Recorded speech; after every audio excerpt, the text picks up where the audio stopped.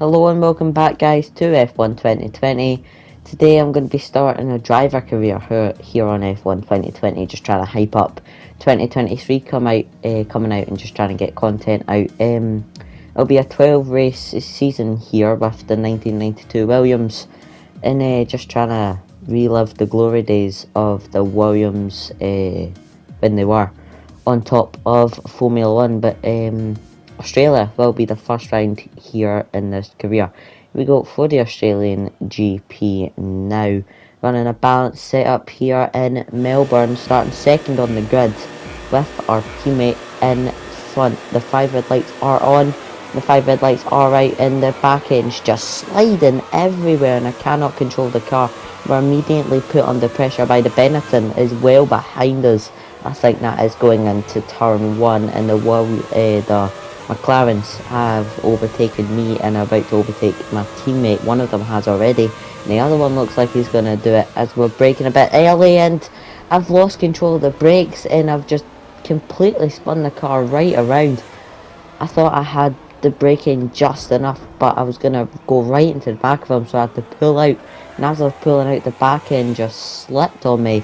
If we go for the left-hander here, and the rear tyres are just too warm, and I've spun it again here in Melbourne, and it's not been a good opening lap or a good race so far at all here in Melbourne. I'm just waiting for the tyres to cool down so I can go for the rest of the lap through the right hander now. 15 seconds to the closest driver in 19th.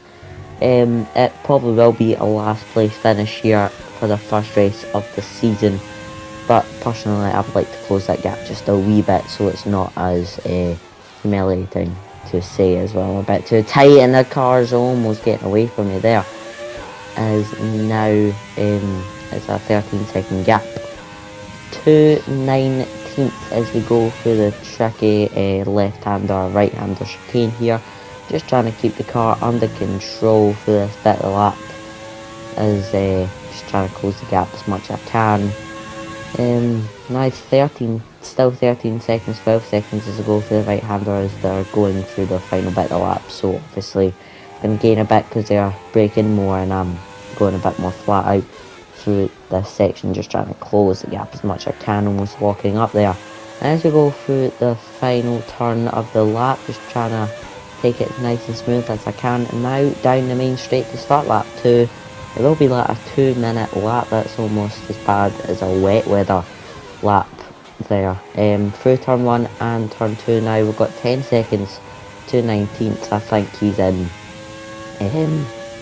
He'll probably be in a McLaren, one of the older McLarens.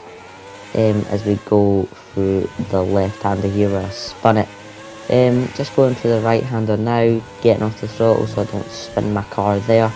Now through one of the chicanes of the lap, you have to take it. You can take it as fast as you can, but you have to risk running a wee bit wide, like I did there, but kept the car in track limits. As we've got an 8-second gap now, I'll close the gap to the car in front rapidly. We go through the chicane as we've spun the car again. I've got on the throttle to try and correct it, and the rear tyres just popped off. Here's a replay of it. The car just loses itself under braking and spins the car. Now, over to the Dutch GP here.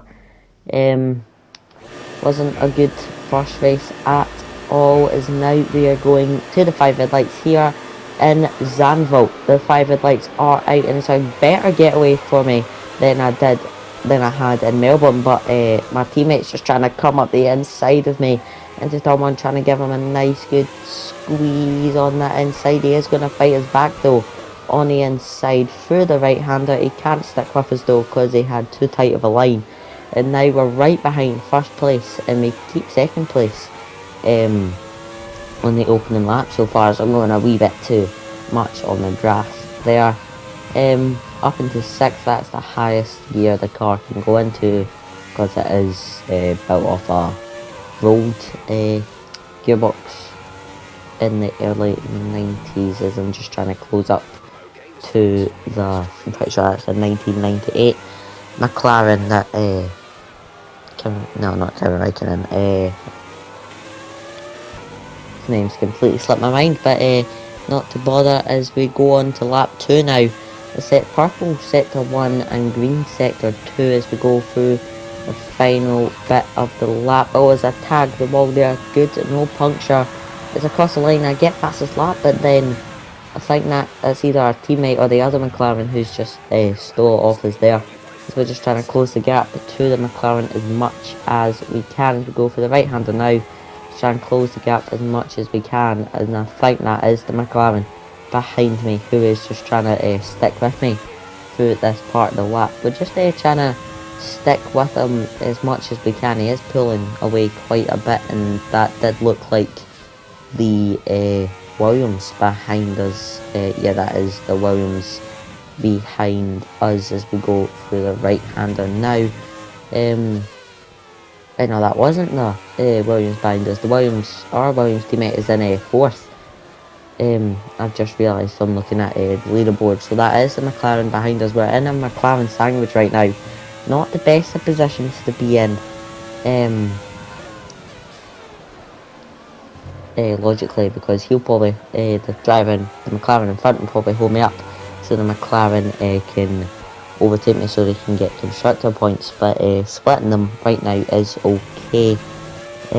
Just trying to stick with him as much as we can. He's not backing me up, which is good. He's pulling away, focusing on his own race, which is good. But here comes the McLaren down the main straight. I didn't cover him off. I didn't think he would go for the move, but he can't stick with it as he forces me just a wee bit wide, or so I have to twitch out just a wee bit wide, or we were going to make contact there on the inside of Tarzan corner. Now for the carousel, just trying to stick with first place as much as we can. It does look doom and gloom. It doesn't look like it's going to rain in the later stages of the race, but you never know. We're just trying to close the gap as much as we can, as it almost looks like he's slowing down a bit through the turns. Doesn't look like he's going as fast as we're closing the gap now. It was 1.3 I think at the start of the lap, and now it is 9 tenths to first place, 7 tenths as I say that as we come through that hairpin of the left hander. Now through this like wee mini chicane, through this hairpin here. I'm about to go through the final 2 turns as he has slowed down drastically. He's either had a really bad lap or we've had a really good lap. I don't think we've had a good lap because it does say red sectors in both of them. Now, coming through the last turn, just trying not to clip the wall again. So we come down the main straight. Third place isn't going to attack us into turn 1. He's too far back. We do set fastest lap as we do get fastest sector 3s. We go a wee bit too tight. Can't get on the throttle because I've beached the car almost, and that will probably be second place secured for us. But you never know because third place is right on our tail, and we are right on the tail of first place of the McLaren coming through the sand dune section, as I like to call it. Now up the hill and now down the right hander. Can we try and go right round the outside? No, but we can go down the inside through the right hander on the braking zone. We're going to get in front by this right hander, I think. We have the inside line. He can't go around the outside as we're too tight for him to go around the outside, and we do get first place off the McLaren in after a horrible Australian GP, a track that I'm usually good at on the newer and previous F1 games. So we come through the final hairpin now, and it does look first place will be secured as we come to the final 2 bits of the lap. Just try not to spin the car, try not to get on the curb too much, and we won't spin the car. We don't get on the curb too much, and we come through to win the Sandvolt GP here on the driver career on F1 2020, and that is first place, and that will probably put us up the driver standings just a wee bit, not too much. We won't be drastically up there after our terrible Australian GP, but standing on that top step of the podium will be good. We should have to admit, I have to change that, it's a bit bland. As we're celebrating with the Scottish flag above us, very well, that top 3 step is a European top 3 steps. We've got France, Belgium and Scotland up there. As we win the Zandvoort GP, here are the finishing places. Our teammate came 4th. And in the standings, we're up into 4th as we're 15 points off the leader, going into the Spanish GP for the 3rd race and final race of this episode. Every episode there will be 3 races, which I think is a good balance, as it is only 5 lap races. Now going ahead to the Spanish GP, now starting on the grid, and it does look like we're starting 4th on the grid, same spot as our driver standings. Just trying to get a good start now as the 5 headlights are on, and it's an okay start for me as we do attack 3rd place, but I do forget to shift into 2nd gear, and that bumps us down just a wee bit, as that is the Benetton trying to go down our inside into turn 1. I'm going to go right round the outside of Benetton, maybe down the inside of the McLaren, just trying to stick in there. Try maybe right round the outside of this big swooping right-hander. You don't usually take it flat out, but you can just cheat the system if you just lift just a wee bit. And we do get up into 3rd place on lap 1, and we could possibly, well, I'm going to try and carry the momentum that we had from the Zandvoort GP, as it was a pretty good performance at a track that I'm not the best at. Spain is another track that I'm okay at in the previous and newer F1 games, as I'm just trying to stick with 2nd place now. Not the best at exits through that right-hander onto the straight. I'm not going to dive bomb him there. He does have more straight line speed than me, but I think I have more corner speed than the McLaren there, as the back end just tries to step out as I do correct it just a wee bit so it doesn't go spinning off of the circuit. Now through probably the worst section of corners in the whole F1 calendar and game. Just trying to stick with them as much as we can, not trying to spin it on that inside curb, which is very likely in these cars after what happened in Melbourne. 1:32.9 is the lap to beat for fastest lap. I do try and cover off the McLaren as he just rapid on the main straight. As I said, they do have more straight line speed than us in the Williams, but I think I have more corner speed through some of the faster turns and slow turns. But now just trying to stick with 3rd place as much as we can in the McLaren. McLaren does look like a very fast car at the moment, and it probably is our main title contender. If me and my teammate can pull something out the bag and start working as a team. Trying to go right round the outside. I did brake a wee bit too early there to go right round the outside, but now just trying to stick with him through this right-hander, just trying not to go too wide, just trying to stay nice and tight through that right-hander. Am I going to go for the send? Maybe right round the outside, I don't know. Maybe try and do the switchback, but it was too tight on that inside line. I didn't even attempt the switchback into the back end. Starts to step out there. I do correct it again, just lifting off the throttle and then slamming back on it to correct the car. Now just trying to stick with 3rd place as much as I can, just trying to stay off the curbs, just trying not to spin it through the final chicane of the lap, probably the worst bit, as I said on the previous lap of the whole F1 calendar.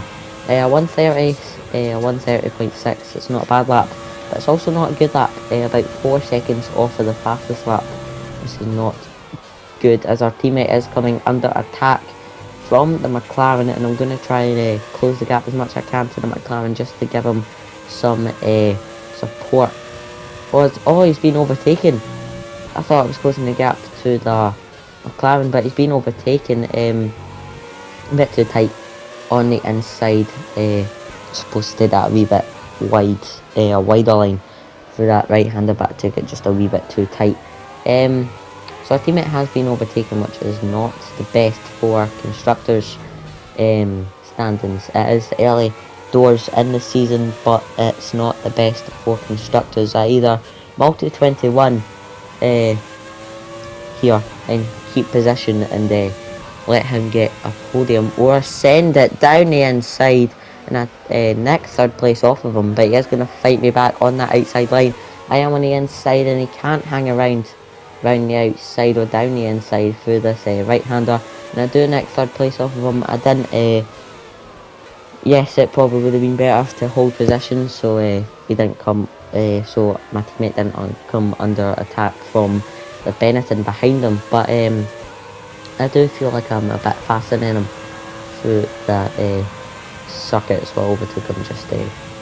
We are 5/10 quicker than our previous lap, but I did overtake him just to see if I could close that gap to second and first. Now for the first chicane of the lap on the second last lap of this GP through the right-hander. Again, just trying to not take it too flat as I go a wee bit too wide there. Took a wee bit too, carried a wee bit too much speed through that right-hander. On the exit, nice and wide, which was good. Through that wee mini hairpin, and now for a bigger hairpin. And here's Spain as I go a wee bit too wide, and that might mean our teammate can close that gap just a wee bit more, which is probably not good, because if I brake too much, I could possibly accidentally hold him up and the Benetton could get through. So again, just trying to close, open that gap a bit, but nothing happened for the rest of lap 4. I'm going to skip ahead to the final bit of the lap. We come third in Spain, and it's 2 podiums in a row for the Williams of the 1992 Williams of us. Our teammate does come 4th, which is good through the final bit of this race. Third, it is a good carry on momentum, not the result I was looking for. I was looking for that top 2 if I could challenge them, but it is the same podium, just in a wee bit of a different order, and I think that will be the podium for the remainder of the season. But I'm going to try and push, instead of third or second, I'm going to try and push for as many wins as I can. That's the results of the Spanish GP. McLarens do look fast. We look like we can just hang in there. The Benettons look decently fast, and that is almost looks like all the cars are bunched together as they are. The 2 McLarens in first and seconds, the 2 Williams in third and fourth. Benetton of 1995 is just sticking in there, as his teammates probably lower down in the grid, as he did put in a good performance. The Benettons do look fast at the early doors of the season, but so do we. But I do think our main contenders will be the McLarens, the McLaren MP413. Now looking at the standings, we do move up into third for the Spanish GP. But if you did enjoy this episode, please leave a like and tune in for the next series at the start of next week. This is Jay signing off.